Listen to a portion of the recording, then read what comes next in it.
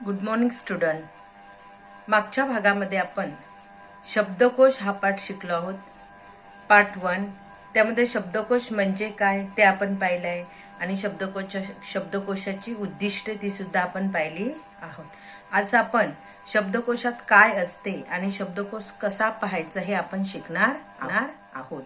काय असते शब्दकोशात? शब्दकोशामध्ये शब्दांचा संग्रह असतो. म्हणजे सर्व प्रकारचे शब्द एकाच ठिकाणी काय केले असतात, संग्रहित केलेले असतात. शब्दाचे प्रमाण उच्चार म्हणजे शुद्ध उच्चार. शब्दाचे शुद्ध उच्चार कसे करायचे ते शब्दकोशात असते. उत्पत्ती म्हणजे त्या शब्दकोशाची निर्मिती कोणत्या शब्दापासून झाली, म्हणजे तो शब्दकोश तो शब्द आहे तो कोणत्या भाषेतून आला, त्याला आपण उत्पत्ती बोलतो. समानार्थी प्रतिशब्द म्हणजे प्रत्येक शब्दाचे समानार्थी शब्द काय असतात ते सुद्धा आपण शिकलो आहोत. संदर्भानुसार बदलणाऱ्या शब्दांचे अर्थ आणि प्रत्येक संदर्भ वेगवेगळ्या ठिकाणी प्रत्येक शब्दाचा अर्थ वेगळा असतो. आता आपण मागच्या भागामध्ये दिन या शब्दाचा अर्थ पाहिला. म्हणजे संदर्भानुसार बदलणाऱ्या शब्दांचे अर्थ म्हणजे दिन म्हणजेच गरीब आणि दिन म्हणजे दिवस असं. म्हणजे संदर्भानुसार त्या शब्दाचे अर्थ बदलतात. अर्थाचे स्पष्टीकरण करणारे वर्णन किंवा चित्र असते आणि त्या शब्दाचे स्पष्टीकरण किंवा त्या शब्दाच्या अर्थाचे स्पष्टीकरण करणारे वर्णन शब्दकोशात असते किंवा चित्र सुद्धा असतं. आणि प्रसिद्ध लेखकांच्या ग्रंथातील संदर्भ शब्दकोशामध्ये असतात. प्रसिद्ध जे लेखक असतात त्यांच्या ग्रंथाचे काही रेफरन्स असतात ते सुद्धा आपल्याला शब्दकोशात पाहायला मिळते. तर थोडक्यात शब्दकोशात काय काय असते? शब्दांचा संग्रह असतो, शब्दांचे प्रमाण उच्चार, उत्पत्ती, समानार्थी प्रतिशब्द, संदर्भानुसार बदलणारे शब्दांचे अर्थ, अर्थाचे स्पष्टीकरण करणारे वर्णन किंवा चित्र आणि प्रसिद्ध लेखकांच्या ग्रंथातील संदर्भ. आता शब्दकोश कसा पाहावा? शब्दकोश पाहण्याचा क्रम. तर शब्दकोश पाहताना सर्वप्रथम आपण काय करायचं की एखादा शब्द ठरवायचा.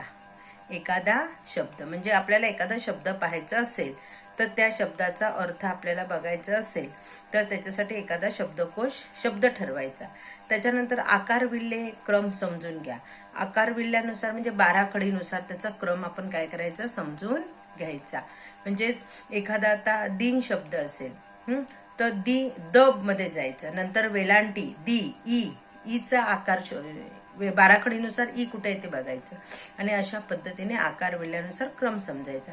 नंतर शब्दकोश बघायचा, नंतर त्या शब्दाचा अर्थ शोधायचा, विविध अर्थछटा लक्षात घ्या, नंतर त्याच्या अर्थछटा लक्षात घ्यायच्या आणि एका शब्दाचे विविध अर्थ समजून घ्यायचे. हे सगळं शब्दकोशामध्ये असतं. म्हणजे शब्दकोश पाहण्यासाठी आपण जो शब्द ठरवलेला असतो, जो शब्द आपल्याला शब्दकोशात पाहायचा असतो त्याचा पहिले बाराखडीनुसार आपण तो बघायचा.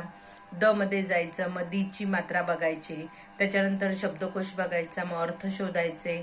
त्याच्या विविध ज्या शब्दाचे जे वेगवेगळे अर्थ असतात त्या अर्थछटा आपण काय करायच्या लक्षात घ्यायच्या आणि त्या शब्दांचे अर्थ समजून घ्यायचे.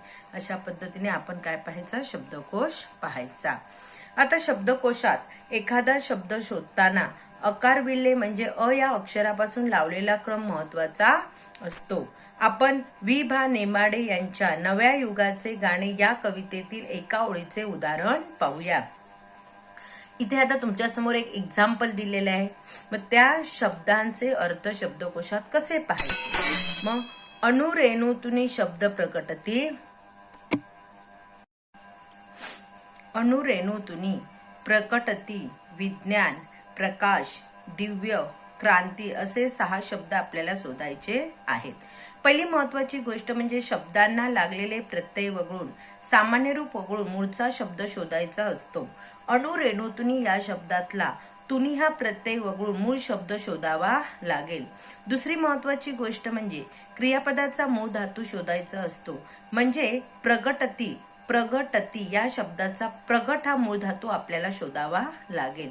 अणुरेणू, प्रकट, विज्ञान, प्रकाश, दिव्य, क्रांती या 6 शब्दांचा आता आपण क्रम लावू. आपल्या वर्णमालेनुसार याची पहिली अक्षरे कुठल्या क्रमाने येतात ते पाहू। आता इथे त्यांनी सांगितलंय बघा, अनुरेणुतुनी जेव्हा आपण शब्दकोशामध्ये एखादा शब्द शोधतो, एखाद्या शब्दाचा अर्थ शोधतो, तेव्हा त्याला जे प्रत्यय असतात ते काढून टाकायचे। आता अनुरेणुतुनी या शब्दामध्ये तुनी हा प्रत्यय तो आपण काढून टाकायचा, मग अनुरेणू या शब्दाचा अर्थ शोधायचा। त्याच्यानंतर प्रकटती, आता प्रकटती याच्यामध्ये ती हा प्रत्यय तो काढून टाकून प्रकट हा शब्द शोधायचा। विज्ञानला प्रत्यय नाही, प्रकाशला प्रत्यय नाही, दिव्यला प्रत्यय नाही, क्रांतीला प्रत्यय नाही, मूळ धातू आहे आणि हे अशा पद्धतीने प्रत्यय काढून आपण त्या शब्दांचा अर्थ शोधायचा। आता अर्थातच स्वरापासून सुरू होणाऱ्या शब्दांचा क्रम आधी लागेल, म्हणजे इथे अनुरेणू हा शब्द आधी येईल। आता स्वर, स्वर अ to a, a a E उ ऊ ए ऐ ओ औ अम आ हे स्वर आहेत। मग याच्यामध्ये आधी आपण बाराखडीनुसार जर पाहिलं तर पहिले स्वर येतात, नंतर व्यंजन येतात। मग याच्यामध्ये अनुरेणू, प्रकट, विज्ञान, प्रकाश, दिव्य, क्रांती याच्यामध्ये अ अगोदर येतो, म्हणून अनुरेणू या शब्दाचा अर्थ आधी येईल, त्याचा पहिला क्रमांक। यानंतर उरलेल्या 5 पैकी कुठली अक्षर आधी येतील? मग याच्यामध्ये पहिलं अक्षर कोणतं येणार? क, क येतं ना, म्हणजे क म्हणजे क्रांती येणार। दुसऱ्या अक्षराला हा म्हणजे दुसरा, पहिला अनुरेणू आणि दुसरा क्रांती येईल, क्रम येईल, नंतर दिव्य क्रम येईल, बरोबर की नाही? म्हणजेच अर्थातच स्वरापासून सुरू होणाऱ्या शब्दांचा क्रम आधी लागेल। अ हा स्वर आहे म्हणून अनुरेणू या शब्दाचा अर्थ आधी येईल, त्याचा पहिला क्रमांक। आणि यानंतर उरलेल्या 5 पैकी कुठलं अक्षर आधी येईल? या साहजिकच स्वरानंतर येणारे पहिले अक्षर व्यंजन कोणते? क, क हे व्यंजन आहे, म्हणजे क्रांती या शब्दाचा आपल्याला अर्थ पाहावा लागेल। म्हणजे दुसऱ्या क्रमांकाला क्रांती या शब्दाचा अर्थ बघायचा, येईल क्रांती, नंतर क्रम येईल दिव्य मधील द चा, दिव्य द चा, हा, आणि नंतर प्रकट आणि प्रकाश शब्द येतील, सर्वात शेवटी येईल विज्ञान म्हणजे व। अशा पद्धतीने अ, क, दी, प्रकट, प्रकाश, विज्ञान अशा पद्धतीने आपण काय लावायचा? क्रम लावायचा। आता प्रकट आणि प्रकाश यामध्ये नंतर कुठली अक्षरे येतात? कारण इथे पण प्र आहे, इथे पण प्र आहे, मग दुसरी कोणती अक्षरे येतात ती पाहायची। मग प्रकट आणि प्रकाश मध्ये इथे क आहे आणि इथे का आहे। क आणि का, आता तुम्हीच सांगा, क आणि का यापैकी कोणत्या क्रमाचा क्रम आधी लागेल? अर्थातच क चा, क नंतर का येतो, म्हणजे क चा क्रम आधी लागेल, म्हणून प्रकट आधी येईल आणि प्रकाश नंतर। ओके, म्हणजे प्रकट या शब्दाचा अर्थ आधी आपण पाहायचा, नंतर आपण कोणत्या शब्दाचा अर्थ पाहायचा? प्रकाश। म्हणजे जेव्हा दोन अक्षरे सारखी असतात, सेम असतात, तेव्हा त्याचं सेकंड लेटर पाहायचं, सेकंड अक्षर पाहायचं। सेकंड अक्षरामध्ये सुद्धा काना, मात्रा, वेलांटी असेल तर आता कु असेल तर पहिला उकार की दुसरा उकार तो बघायचा। पहिल्या उकाराचा कु असेल तर तो आधी, सेकंड असेल तर तो नंतर। अशा पद्धतीने आपण काय पाहायचा? शब्दांचा क्रम पाहायचा। आता अर्थातच स्वरापासून सुरू होणाऱ्या शब्दांचा क्रम आधी लागेल, म्हणजे इथे अनुरेणू हा शब्द आधी येईल, त्याचा पहिला क्रमांक। यानंतर उरलेल्या 5 पैकी कुठली अक्षर आधी येईल?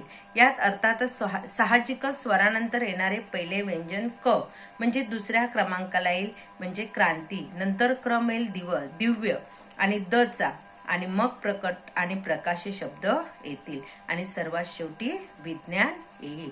आणि आता प्रकट आणि प्रकाश यात प्र नंतर कुठली अक्षरे येतात? तर क आणि का। आता तुम्हीच सांगा, क आणि का यापैकी कोणाचा क्रम आधी लागेल?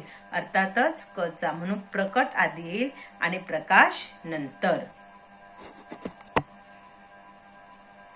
आता आपला क्रम तयार झाला। अनुरेणू, क्रांती, दिव्य, प्रकट, विज्ञान आहे ना सोपे? अशा पद्धतीने आता क्रांती, अशा पद्धतीने अनुरेणू, क्रांती, दिव्य, प्रकाश, प्रकाश, विज्ञान असे हे काय आहे? आपण शब्दांचे क्रम पाहायचे। यात क्रांती, प्रकट, प्रकाश यांमध्ये पहिले अक्षर जोडाक्षर आहे बघा। क्रा जोडाक्षर आहे, प्र जोडाक्षर आहे, प्र जोडाक्षर आहे। मग आता हे कसे शोधायचे?